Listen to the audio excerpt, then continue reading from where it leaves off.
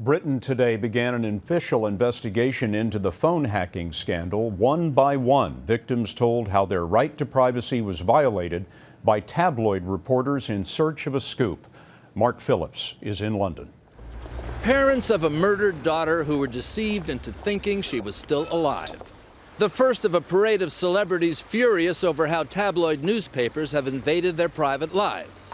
The misery it caused made personal. At first we were able to leave messages and then her voicemail became full. Sally Dowler is Millie Dowler's mother. Millie was a teenager who was abducted and murdered.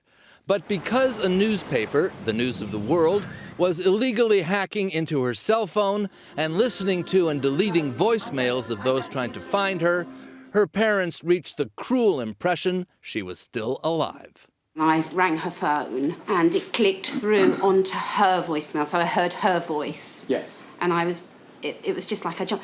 She's picked up her voicemails, Bob, she's alive.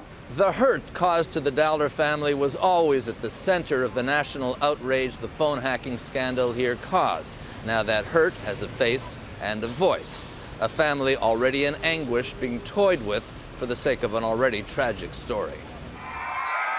The actor Hugh Grant also joined the battle.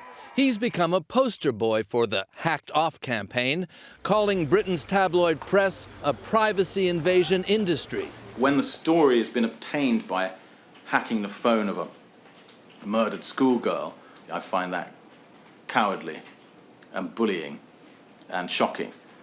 The papers will get their hearing later, but this was the victim's turn to describe the horror of what phone hacking has done to them. You're replaying everything in your mind and just thinking, oh, that makes sense now, that makes sense. Except that for the Dowlers, the loss of their daughter and the false hope they were given makes no sense at all.